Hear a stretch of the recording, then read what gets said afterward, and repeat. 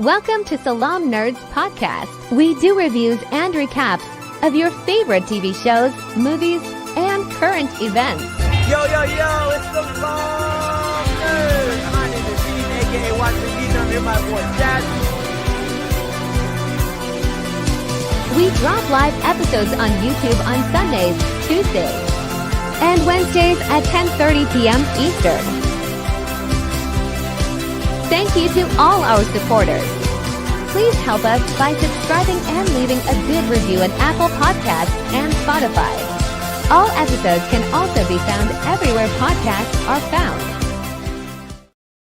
Yo, Salaam Nerds. This is your boy Neebs, aka Watch Me Neebs, and I'm here with our special guests, our experts in all things Game of Thrones. We got Richard, aka Fuck Off Harvey, and Lady Dragon JJ. Welcome to the show, guys. Yay, thank you for having us. Oh my god, this is gonna be a fun one. We got a nice episode for you guys. I think the episodes are short, but so Arlen is the not. men are long. So what an intro. JJ, I think I CC'd everybody else in the email last time. And I was like, I will never forgive you for just letting that thing just flop on my forehead. Like, I don't know. Like, dude, you could have warned me. I was saving. I didn't want to reply back. I'm like, I'm going to save my response to that when we're doing the show. I'm like, I refuse to strip please away. Don't spoil. But yeah, that's part of the true viewership of that episode. That's it. That one. Even if I wasn't limited, by like what I know, I still wouldn't have taken that away from you. I think it would be such a disservice. I appreciate that. It was quite a shock. I was just like, I didn't know they had elephants in Westeros. Like, what's going on here? Yeah, I saw. It is a prosthetic, people. It's a prosthetic. Yeah, I wish I could. I wish I could tag the person in that who said it. I think I saw it on Twitter or Threads yesterday. That the only plot hole in this whole thing is that no one would have remembered who Sir Arlen was walking around with that thing. The High Lords might not know who he is, but their wives do. Their wives did. Oh my god, that is. I didn't even want to bother to look up anything about it. I didn't even bother to look up his prosthetic. I was just like, no, let him have this. I did not need to see someone pee out of it though. That was kind of disturbing. Too much. I don't think I've ever seen that on television. I think that's the first time I've ever seen that on television, and that was kind of jarring to me. I mean, was like, they don't do full frontal male nudity often. It's not something you see common. I always think it's kind of brave when they do it because it's not done often. Yeah. But like, it was just, it could poke an eye out. I can count on my hands how many times I've probably seen that, and it's probably like the only shows I know of Game of Thrones, which I technically this is still part of Game of Thrones, Euphoria, and Spartacus. I don't know if anyone's seen Spartacus. I was gonna say HBO is the only station I know that does full frontal nudity. Yeah, they're not afraid. They're not. HBO's not afraid of it, and also like not indie movies, but like those highbrow movies, they'll drop male frontal nudity sometimes. Yeah, it's equality, man. We sprinkle it in from time to time. It's all about equality. You gotta do that. Hello, I hope everyone's doing well. Hey, Farah. The show. You caught us at a weird time. We're talking about dongs at the moment. But you're right, Amon. Amon. Did it with Amon. HBO. There we go. Game of Thrones. Stay in it. Sex position for the win. I know that was pretty insane. I think that definitely is a hell of an opener in my opinion. Which one wins out? Like in terms of like shock value, like the projectile shitting or no? That I mean, it's. I thought there was very little you could tell me after the season opener or the series opener that anything else was going to shock me as much as it did for like an opening like that. But once again, I was proven wrong. 2 for 2, baby. 2 for 2. Yeah, that's and I'm God. It's episode 3.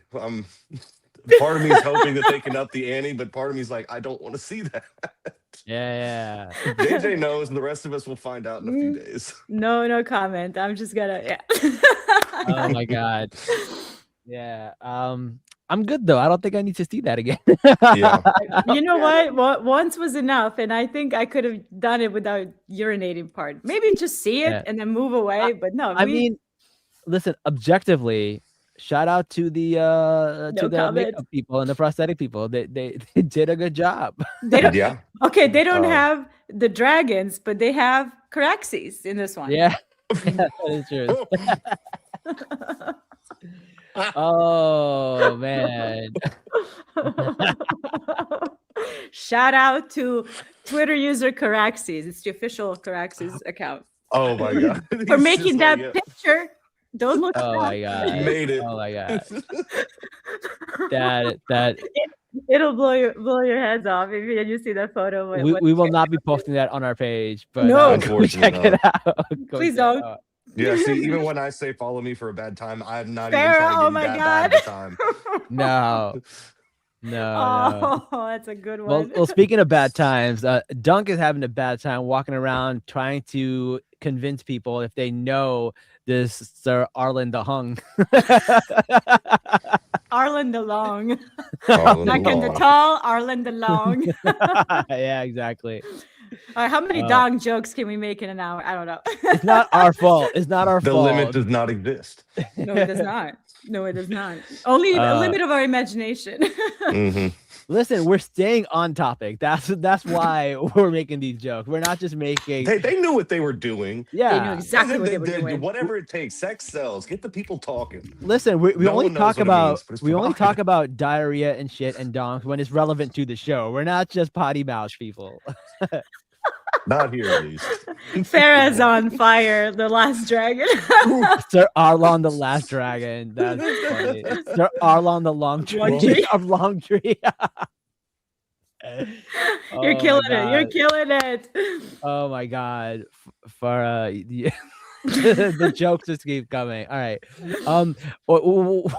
Speaking of being embarrassed about what we're talking about, Dunk is out here trying to convince everybody, and like little Egg is like, yo, you're embarrassing me, bro. Like, Yeah, it's like, giving poor. yeah. Yeah. Oh my man, it's so funny where even he's like, listen, man, this ain't it. This ain't it. What am I doing here with you?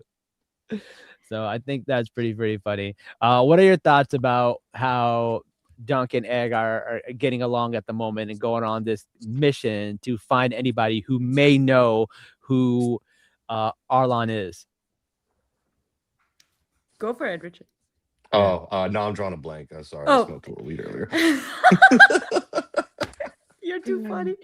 I was gonna say, I thought this the episode was kind of it was short. They're all gonna be like in this range. I Yeah. think they already put out the episode times. out Times, there. yeah. But I think that's do a good feel- idea too. Like it gives people expectations. It curves, like, yeah, what to curves expect. expectations for sure. And Yeah. also, and I've not been saying, I wish it was only a little bit longer, only because the show is so good, and that's the only reason. But sometimes when the Yeah. episodes of these shows are too long, they can feel over bloated, and you can kind of add things that are not in the novellas, which causes problems, as we've seen in the past, when you try to like expand something that you don't have enough material for. But other than that, I thought they were able to fit all of the elements. I think the show is doing really well, which is comedic timing, which is, the quippiness and the jargon between Dunk and Egg, as well as a lot of emotional beats, especially, like Dunk throughout the entire like movements through the journey, figuring out, Yeah. hey, I'm not good enough. Am I good enough for this? Am I equipped Yeah. for this? And that Mhm. realization kind of hit in slowly when he goes to his first joust. And also Yeah. like two of them just kind of going back and forth a little bit and trying to kind of build on this friendship, on this knight and squire like dynamic. And I thought the action like towards the end with the jousting. So he had action, it had humor, it had heart. Yeah. Like the way they were able to pace that and put that in like 30-minute run, I thought it was really well done. Yeah. Yeah, And it really yeah. helps a lot that like since they're not having to jump from location to location to like hit different like little plot points, for everybody else's story, because it's just these two guys. The 30 minutes, like trust me, I always want more George R. R. Martin content. Always. Sure. Amen. Give Absolutely. me Winds of Winter. But the fact that we're not having to go back and forth, even though it's just 30 minutes, it's really like if you were to like just like look at Daenerys' story in season 1 or anybody's story, when they're just kind of like off on themselves, like they only get like 5-10 minutes of screen time per That is episode. good And point. so That's now actually a we're great getting point. 30 minutes of just straight Dunk and Egg. Yeah, that So is a good point. That is a That's good actually point. a fantastic point, Richard. I never thought Yeah. of that way. That was great. Yeah, thank that you. makes a lot of sense. That makes a lot of sense. I don't So do he that often.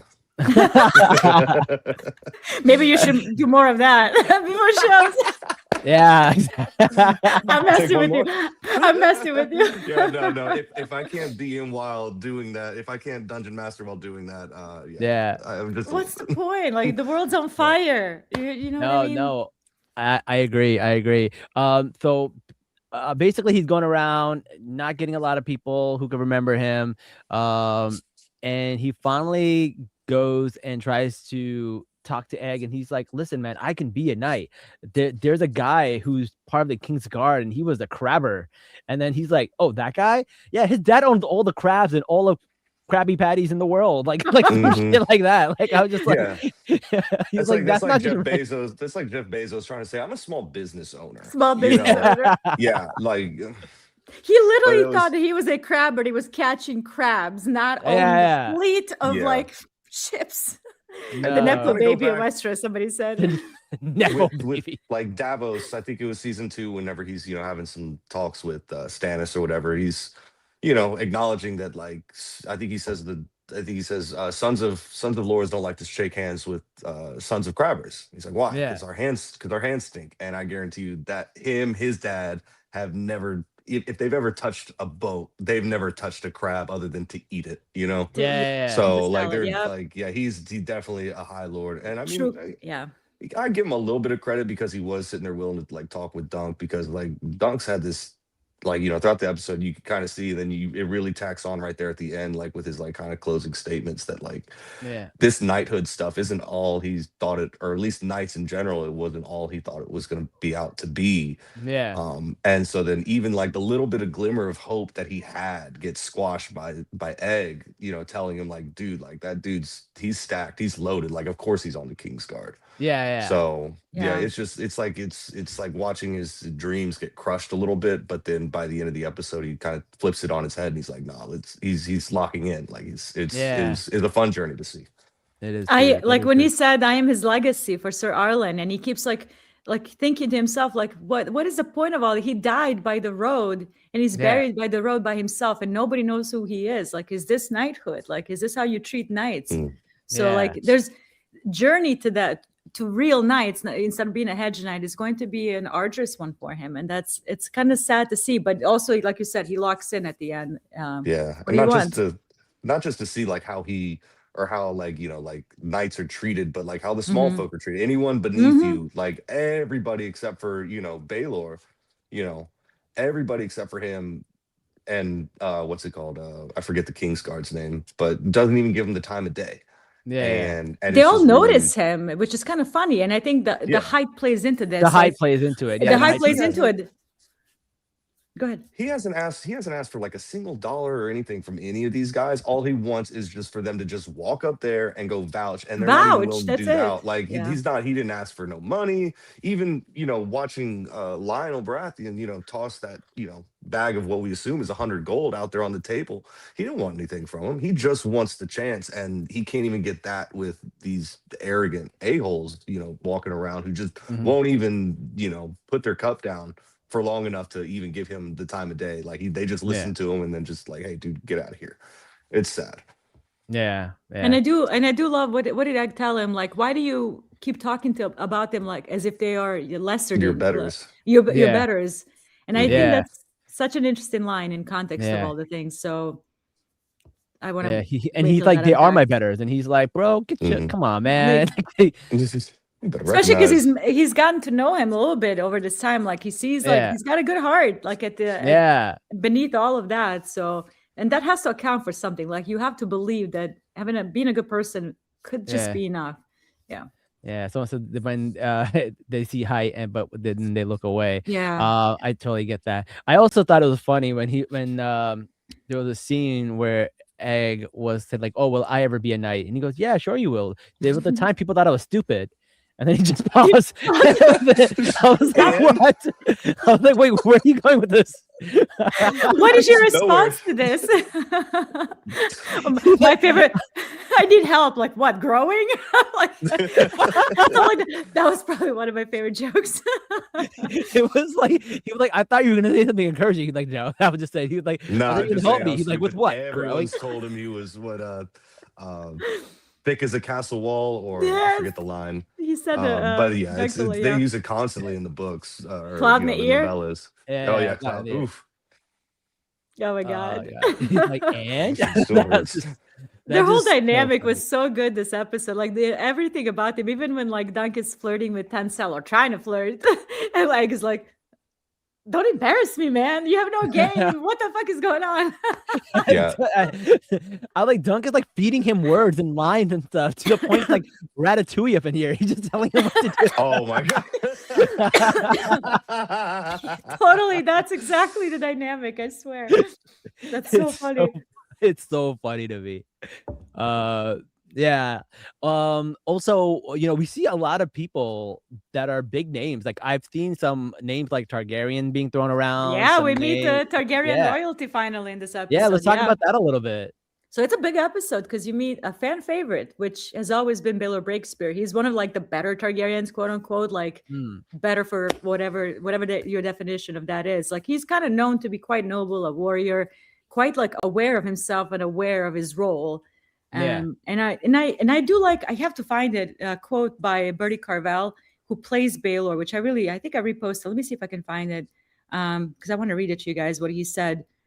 He said, how nice to be reminded that there are leaders for whom details matter, and so does the truth. Oh yeah.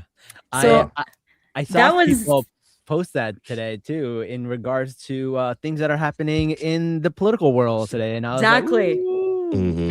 And the way like Ira Parker is like weaving in like real world things that are happening into the show Yeah. without being like expository or like out of the reach, out of like Yeah. context, is like, for me, it works really, really well. Like the price of eggs doesn't change.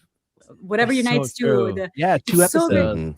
Like where which it's was the first hey, that episode, still yeah. applies, so it reminds me of the stuff about truth and detail. It reminds me of the line from Andor about like how far Yes. we've gotten from the truth, and they don't even like care about lying badly anymore. So it's one of those things where like, yeah, Final it's humiliation, yeah. it's like a galaxy far, far away, and this is a fantasy world, but there's still like things that Right. apply to what are happening here, and then it's sad that like these shows like basically like film these episodes months in advance, and then like when they actually come out, Yeah. there's a good They chance they're still land. gonna be freaking relatable Relevant. and topical Mhm. because this shit's been happening Because the forever. shoe always fits, unfortunately. Every time. Yeah. They're not Yeah. even referencing what's happening right now, obviously, because they filmed before, but it's the cyclical nature of a violent history that all Mhm. these things keep repeating themselves. And obviously they're History going to is a find wheel. it's a Yeah. wheel. Yeah. And what what's it finds its called? way into our stories.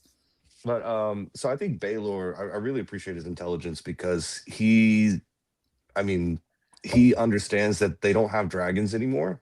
And so Mhm. you really see with Mykar, that like he's already a little ticked off because he's got, for reasons that they said in the episode, is 2 of his kids are missing. Yeah. Mhm. But Baelor really understands that like we rule by the consent of the governed currently, and we have a tentative grasp on that because the Blackfire rebellions had happened just not too long ago, Not and too there will long be ago. future Blackfire rebellions. Mhm. And so he knows that like we have to be Smart. the good people in this, because otherwise our literally like the Iron Bank, the nation will always have its due, and if you are not faithful to your people, then they'll go out and very quickly find other people who are willing to take your job. So start paying attention to the people, and basically the rest of the stuff will kind of fall in line. Yeah. And again, just the nature of the story in general, A Song of Ice and Fire, that includes in Game of Thrones and House of the Dragon and Donkey Nuggets, George R. R. Martin, the author, is consistently testing people in power. What are they Right. doing with this power? Some people use it for good. Some people use it for evil. And how does that impact everybody else? So, like, I think he tries to figure out, like, what does it take to be a good leader, not a good king, not a good, but a good leader of a nation. So he's constantly questioned that through various trials and tribulations and like family dynamics and all of that. And this family in particular is quite complicated, obviously. So Yeah. very complicated. And one of my favorite aspects is, even though like they're serious, you could say they're all wearing black and they're very like, especially Makar, he's like known as being he's a warrior. He's very serious. He's very stern. Right. Like they kind of play a little joke in there as well. Like when they were coming in and Lord Ashford's like, oh, not Lord Ashford, one of the announcers. Oh, here comes Hand of the King, the son of King Daron. All these accolades. And his brother Makar. And his brother. I saw that. I was on the floor. It reminded me of Jon and Daenerys when they first meet. Here comes Daenerys Stormborn. Da da da da da da da. And this is Jon. He's Jon Snow. He's king of the North. King in the North. That's same so dynamic. funny. It was identical. I was laughing so hard. So now that we've seen some Targaryens, let's get an idea of like where we are in terms of time zones and stuff. Because now you mentioned there's no dragons. This comes after House of the Dragons, but still before the Game of Thrones season right 1. In the middle. Right in the middle. Yeah. So there's about 80 years on either side. So does anything on this show spoil anything for House of the Dragon? Are we supposed to, or it's just kind of like a small little novella in the middle, and you're not supposed to be too deep into it and figure out who survives, who lives, and stuff like that? So I mean, it's kind of like you're in hindsight. You're watching a sequel of House of the Dragon, right? Right. So like if you have a bunch of dragons in House of the Dragon and almost 100 years later, there's no dragons. You kind of do the math in the back of your head. Do the math, right? Mm-hmm. Yeah. Yeah. If you want to look into it, the math is there. The math is mathing, but yeah. You don't even have to know the lore, but like if you watch the announcer from HBO, hey, we're doing a new show that's set 80 years, 90 years after House of the Dragon, and you look around 90 years after House of the Dragon, and there are no dragons. The CGI budget. No, it's not even history. The CGI budget just went down the crapper, so they just said, we're done with dragons. We're done with dragons. I don't think I've ever seen that in a show. I've never seen a sequel come out before the prequel actually ends, in the middle of the prequel. That's kind of crazy. Yeah, you're right. I can't see that. I mean, there's probably usually, one show. Maybe Star Wars? You have you watch a sequel trilogy, you kind of know how it all ends with the Rebellion and prequel and Clone Wars and but that might be not. But they wait for But they wait for a show. No, I guess you're right, because Ahsoka and The Mandalorian are still going on, but they're in the same time.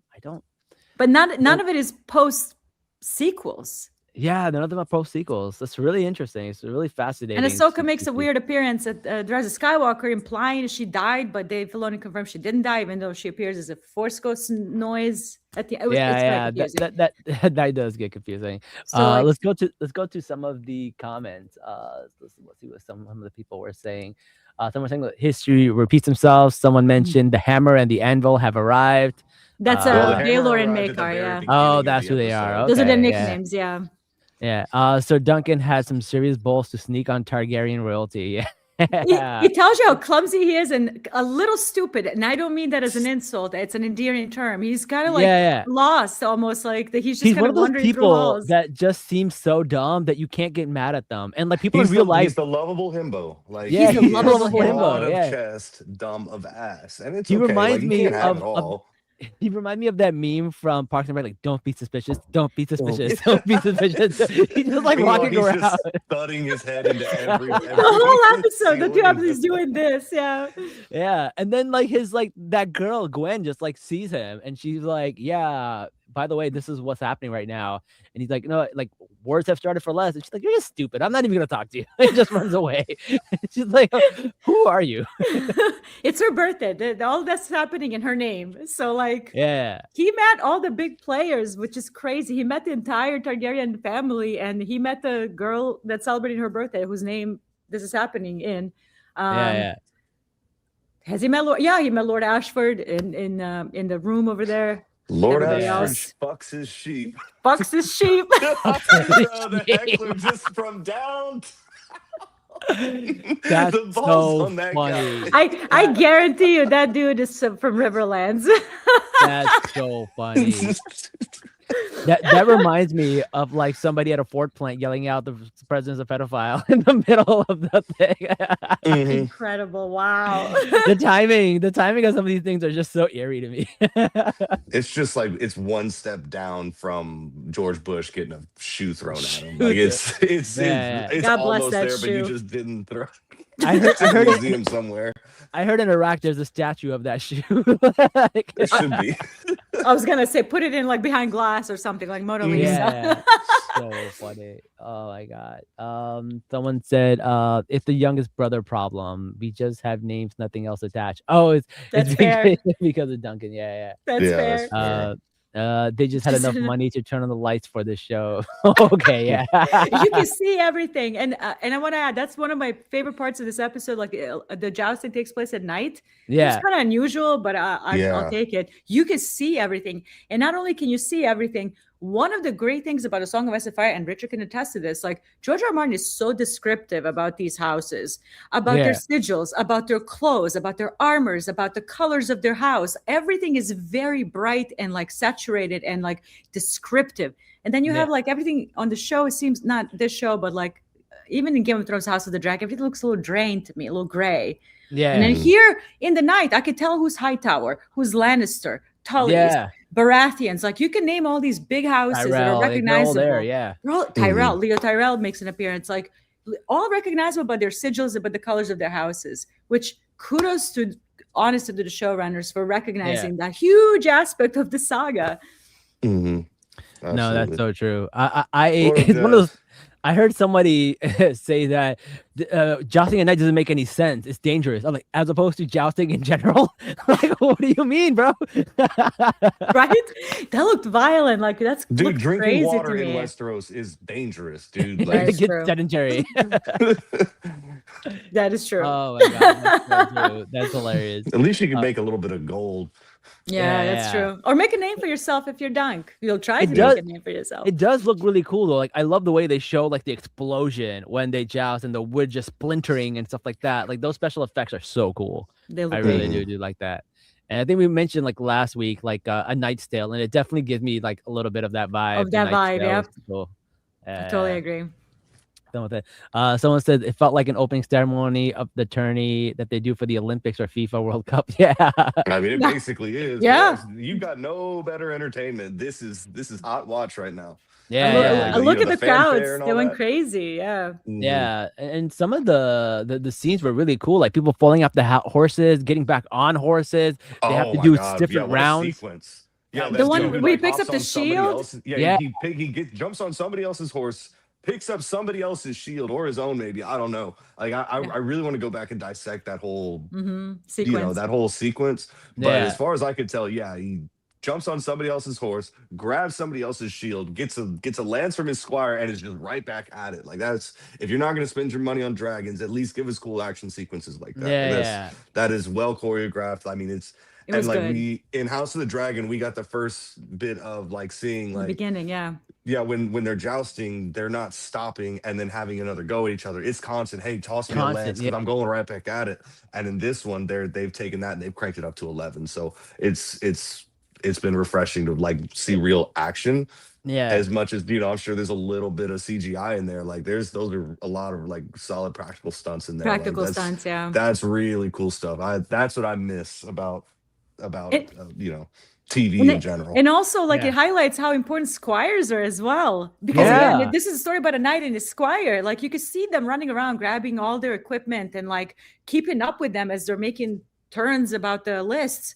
And it was Yeah. like so intense. And then moving, like, I thought that was a really nice touch because they're touching up on a knight and a squire. I used to think that when Jamie's captured by Robb Stark and he's telling the story to his cousin right before he kills him to make his escape, and he mentions that he got the chance to squire for Barristan Selmy, and he was just like, man, it's a good thing I am who I am, because I'd have been shit at anything else, because he was like, I was clumsy, I was all over the place, I was in front of him when he didn't need me there, I wasn't far enough away whenever he didn't need me there, and he was like, now like you're saying with this, like how important your squire is, like, yeah, I get it. Like, I'm not sure I could do a great job at it. I'd try, but Yeah. I'd probably get kicked in the face like that one dude with that horse. Oh, yeah. Oh, my God. Oh my god. That brutal brutal scene. I know Mhm. we talked a little bit about like sigils and stuff like that. How Mhm. about when he went to the play? This guy loves these plays, by the way. He keeps going to these plays, and then He has a afterwards, crush. Oh he yeah, has he's got a yeah, crush. He's got a yeah, he crush, definitely has a and crush. Egg definitely just loves puppet shows. He For loves sure. puppet Like shows. that's like that is his YouTube. That's his Coco Yeah. Melon for He looked like Coco Melon. Now that you mention it, he's Caillou. Caillou, Caillou looking. Show I ball mean, head. it speaks to his innocence. He's so young, like that. He's Yeah. enjoying a puppet show. That's so sweet to me. I don't know, Yeah, and like the he- tug of war part, like, Yeah. I Oh, love yeah. that. Yeah, it was Oh, great. yeah. Well, he wasn't even on the thing in the tug of war. No, he he just just literally on the rope. He just hanging provided out. nothing. Dude, I can't wait for Renfest this year because I know because there was that tug of war This- in the campsites, they're gonna Yeah. have like the one we have here in Houston is massive, Yeah. and I can't wait to go there for I think I usually go Barbarian weekend and I can't wait because I know there's gonna be a big ass rope out there, and there's gonna be several games of tug of war going on, and I got to start hitting up the boys now. Like, hey, get your squats in because we're Yeah. not going down without a fight. This show is literally the biggest advertisement right now for the Ren Fair season my coming God, up. you're absolutely. right. I can't wait. Yeah. I And can't also when at the New York Comic Con, like I mentioned last first time we did this, like I talked to Ira Parker and Dexter Saul Ansel and Peter Claffey.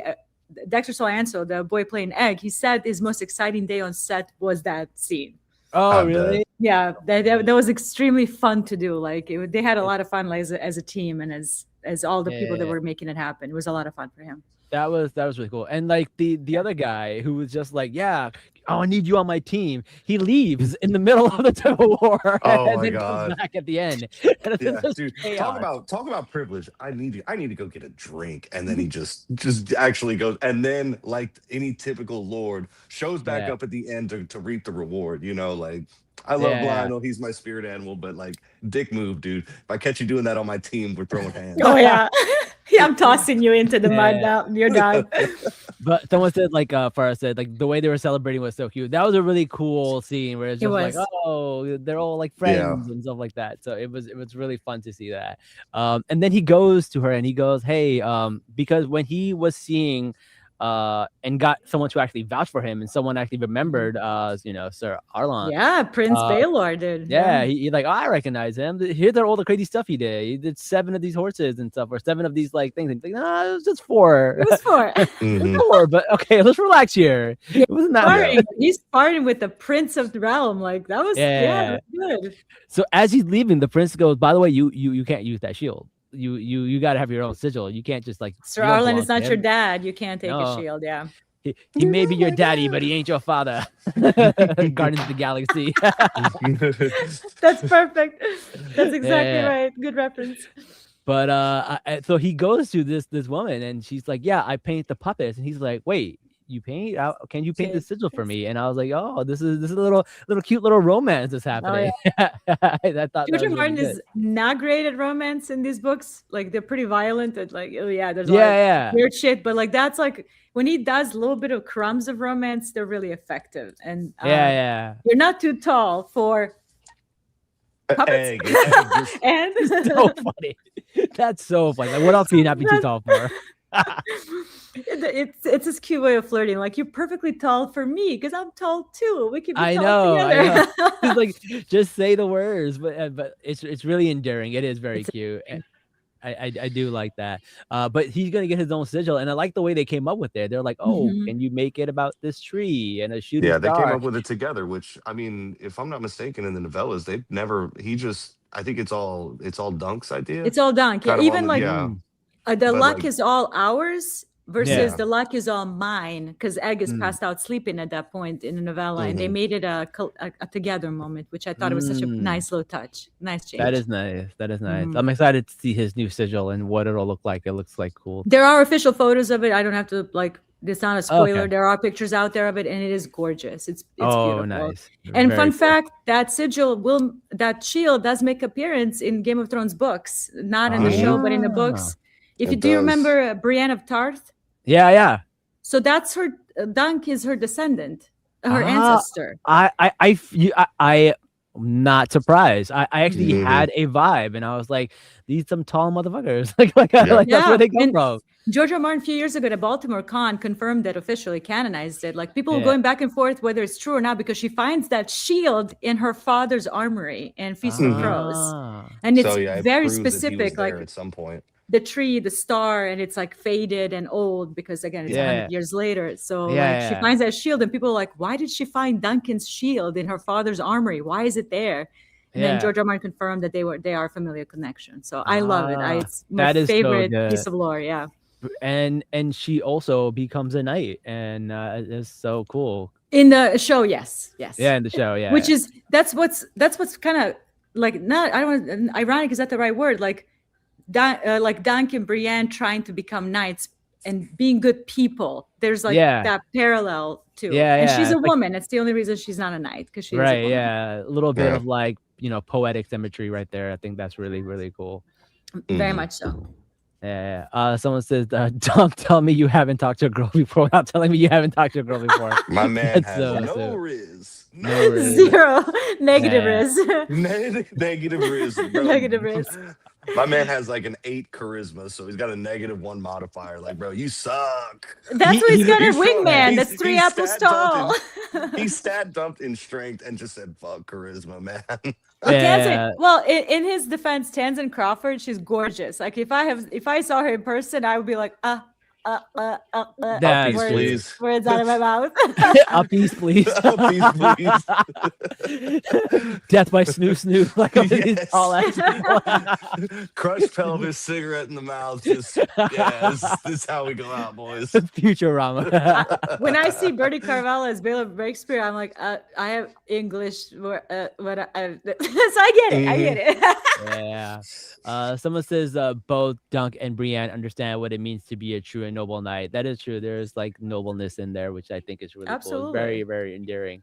And they spend a lot of time traveling, like on the road. They're not necessarily like, like Brienne, like, she'll chill like a castle, but her natural like state, in the show, at least she's on the move. She's on the move, she's searching. Which, if I'm not mistaken, she picks up that shield in the books because she's trying to not look like Brienne of Tarth. She's just trying to just pass as just like a regular hedge knight. Yeah. So of all people, she grabs the hedge knight. The hedge knights, but not to stray away too far from the topic, because that shield that she picks up, Duncan's shield, she's carrying it to hide her own identity, right? Yeah. But the shield is beaten up and like needs a little like finessing, so she paints it in a different sigil of a house that's related to Catelyn Stark by some historical lore there. So in her possession, Brienne has a shield that belonged to Dunk, painted with Catelyn Stark's familiar family house and carrying part of ice. So she's just painting over a fucking. But no, Brienne like is carrying a shield and a sword to find Sansa, their daughter. Yeah. To me, I made a video on that a while ago, and I love making that video because it's one of my favorite pieces of connection there. So that is a great connection. Those things. George R. R. Martin's he writes that kind of stuff with intent. So like, there's no way that that's why you can't finish these fucking books, because everything has purpose. Every word has meaning. Everything is connected to something. Yeah. If you wrote 3 letters a day. 3 letters a day, he'd be finished with all the books, like from the time he published in 95 or whenever the last book came out. He'd be finished by now. But if he's just writing words versus like writing words with meaning, I get it. All right. I know. That's so funny. I totally agree with that. I think that was really a great scene, and I want to see more of that. There is like, I know you mentioned a bit earlier where like, I feel like, I don't know if it's like him being tall or like if like a form of pretty privilege, or just like sometimes you just see somebody who's just like dumb, or sometimes you just see somebody and you just feel like they have a light inside them. But like everyone seems to want to help Dunk. Like if one example is the armorer. Just stealing paint. Yeah. The small folk want to help him. I mean, with the exception, and honestly, like, not to cut you off, but how he says, we'll show them what Sir Arlen has wrought. And Sir Arlen went through, and was a good man to the small folk. And so right now he's, I think, karma-wise, reaping the benefits of all the good deeds that that he was set up for. So sorry, go ahead. No, but that's that's actually a good interesting. point. Like literally, exception being the prince himself who vouched to put his name on the list. Mhm. It's pretty much the small folks, the prostitutes, the blacksmiths, peasants, like Yeah. Mhm. squires that are coming to this, except Lionel Baratheon, which again, that's a change from the novella. Like they do not interact at all like this much. Yeah. And then, so Yeah. that's an expansion on the character. But Steely Pate is a big one. Tencel is a big one. Yeah. I did love that exchange where he just like, oh, how much can I get for this? Right. And he's like, you can rent the armor. Like he didn't have to help him. He didn't have to let him know, but no, he not at all. did, which I think is one of those things where something like sometimes you just find people and it's just like, I don't know, people just want to help you. Yeah. And he exudes this energy, like even though people notice him by height, like, but there's that himbo, like you put it, like the lovable himbo thing that I think people are attracted to, and people are drawn to positive energy, and like somebody who seems to be really trying. Yeah, he doesn't really walk around like oh, like the world Puffed is up. owed to me. Yeah, he does slouch, a lot, which he gets called Yeah. out for in the Good first point. episode. And Great so point. by that, his energy is a lot more just, oh well, thank you. And he didn't, start flipping over the dude's table whenever he didn't get the price that he wanted. He just nodded and started walking away. And then that's when, you start to realize, oh, this guy's not an a-hole. Maybe I can help him out. And Steely Pate does that. And you don't see that type of humility in Westeros, because again, it is a harsh world. So everybody has to be on defense all the time because they could be met with violence at any moment. Like everybody's kind of like unhinged. So like for him to see somebody slouching and being kind of like me, yeah, I get that. This entire show is like, what if a Hufflepuff was in Westeros? Like, that's what it feels like to me. To some extent, yeah, I can see that. In a world full of Slytherins, be a Hufflepuff. Be a Hufflepuff. I hate that name, Hufflepuff. It's so terrible. Yeah, I hate that too. Especially you're a grown man, you're saying, I'm Hufflepuff. Oh my God, I'm going to punch you in the face. Sorry. Yeah. On top of everything else problematic with the authors or whatever. Yeah. No, but it is really, really funny. And I do like his relationship with, I feel like the whole, like the dumber and tall and buff he is, but like, and then you have the small but very smart Egg who's just like telling him like he says some of the best stuff. Like, you think there are a lot of head knights in the House of Dragons? Like, like, you think they're employing a lot of head knights out there? Probably not. The sassiness. He's kind of humbling him a little bit, don't like be realistic about it, but also like don't lower yourself down like at the same time. So he balances, I think, Dunk quite well. Someone said even Baylor said to Dunk, even though Sir Arlen didn't win, he was an honorable man. Yeah. That's true. Yeah. Great line. That's a good line. Yeah. He never shamed himself either. He was never a champion, but he never shamed himself. So would you be ashamed if you had a dong that big? No, dude, you just walk around like, I'm fine, man. I got like 3 silvers in my pockets. I got enough for dinner tonight. Yeah. And I got a tree and it's not raining. Life is good, brother. Good, man. I got horses. I've got a horse. He was 4 horses. 4 horses. Stop. No. The big dick energy. Just walking around. Everyone's just all. Of course, you're gonna be honorable. That makes that. Someone says Egg definitely got his sassiness from Maker. Okay, interesting. They have similar personalities. Yeah, they curse a lot. Oh yeah, there's a lot of cursing. I think that's really, really funny. All right, cool. All right, so that's pretty much the end of the episode. Like I said, short episode, big opener. But we covered pretty much. Pun intended. Yeah. Anything we didn't capture in this episode? One thing. Oh, we sold a horse. We sold Sweetfoot. Sweetfoot is gone. But more importantly, and Richard, come on now. Like, this is like deep lore shit. The fucking armor, pardon my French, looked correct. The Kingsguard armor. The Kingsguard finally. I tried in House of the Dragon to kind of like revamp it because the Kingsguard armor that you see in Game of Thrones is definitely like Robert definitely had a say in like removing all the Targaryen heraldry, around because he didn't want to see any of that stuff. I can't blame him. But then House of the Dragon, or even like the flashback episode, or whenever they're like at the Tower of Joy, like it just looked. You could tell the house is on the decline. Yeah. And even though that, technically House Targaryen's not on the up and up right now because they don't have any dragons, like that armor, like when you don't have like these big dragons behind you, you're just like, yeah, that's us. You have to do everything in your power to make sure people still remember like who you are and stuff like that. So I think Yeah. that's why the armor gets an upgrade right around now, because they have to show it off. But here's what I'll only push back slightly. The armor itself is not supposed to be flashy. It's all white shield, no colors. It's drained of any sort of like anything that could detract from their goal, which is protecting the crown.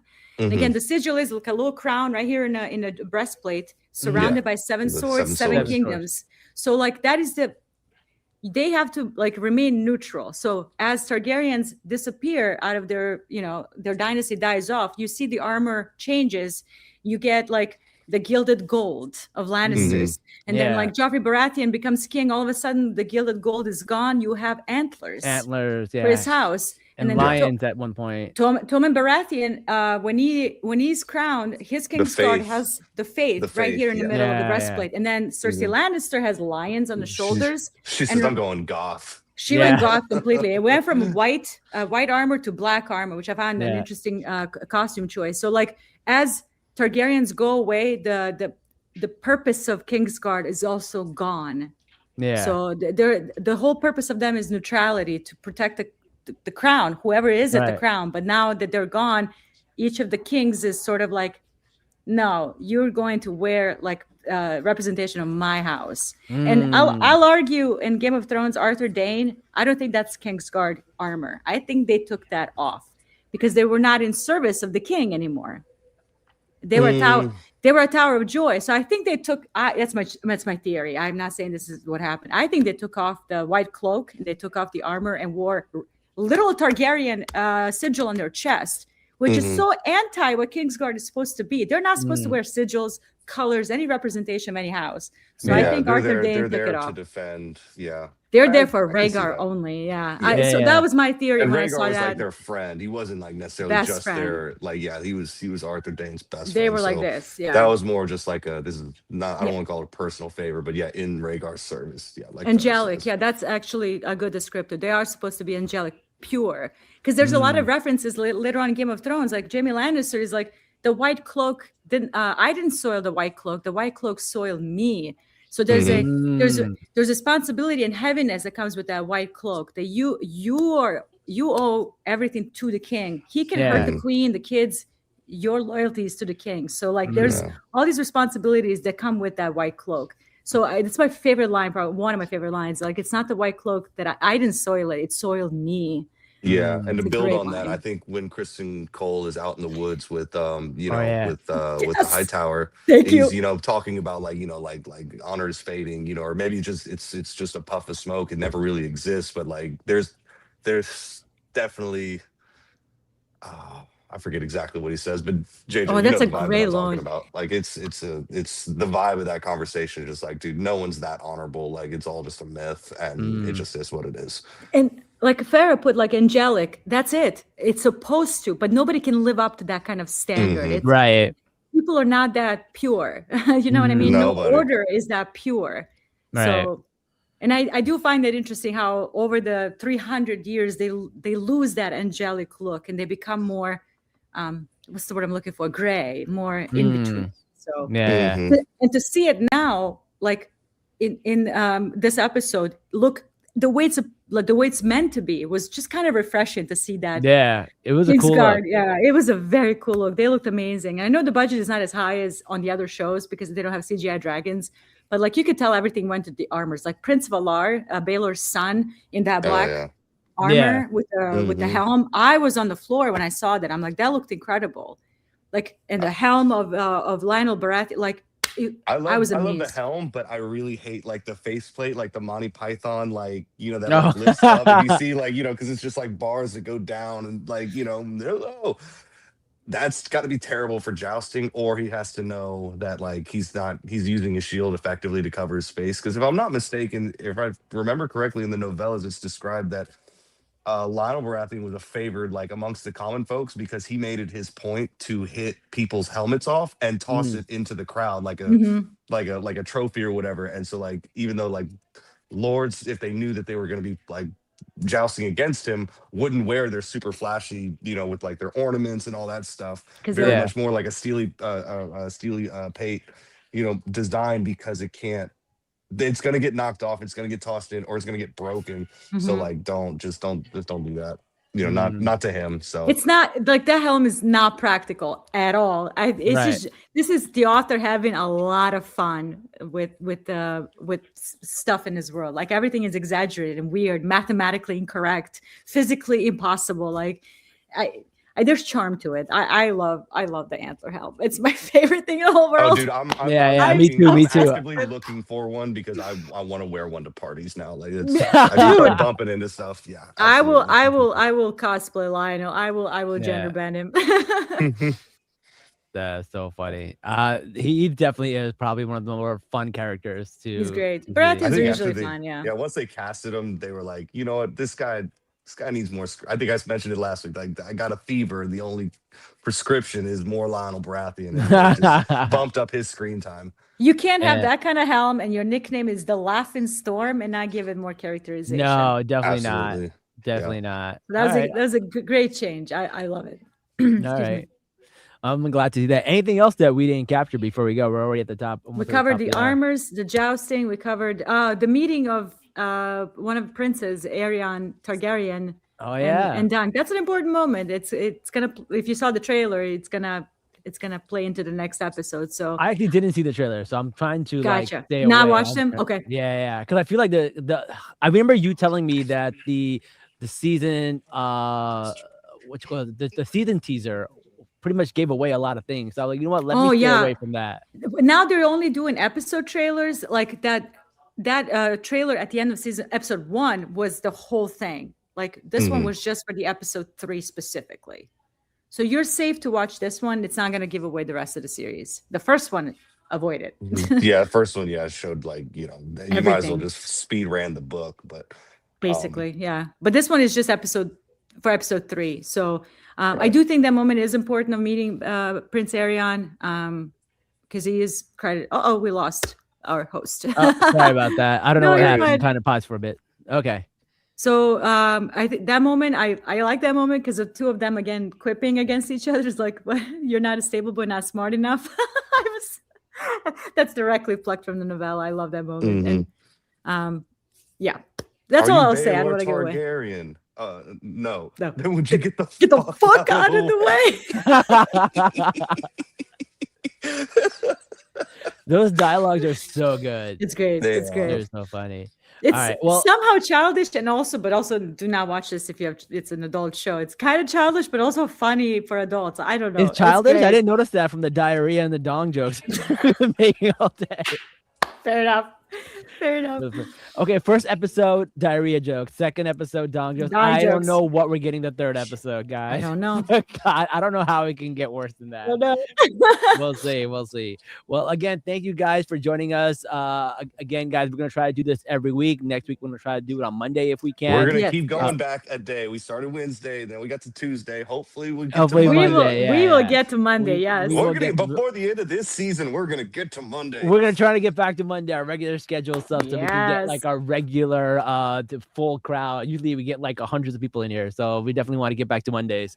So Absolutely. thank you so much for the Lady Dragon JJ. Let people Thank know where they you. can find you. You can find me on Instagram and TikTok and Twitter under same username. So yeah, thank you for having me. No problem, Richard. What about you? Right there. Right there Alright. on Right. X. People also are on Spotify, where majority of our listeners are, so they Yay, can't see hi, that. So Spotify. it's fuck off Harvey. They can't see it. Majority of our people, like 400 downloads, are all on Well, Spotify. So let's Follow me for a bad time. Yeah. Follow me and- for a time. Yeah. No- And you can no- follow no horse Salaam dong Nerds. included. we are on Spotify. We are on Apple Podcasts. We are on everywhere podcast can be found. The YouTube is where we do our live version. So the live versions are only available on YouTube.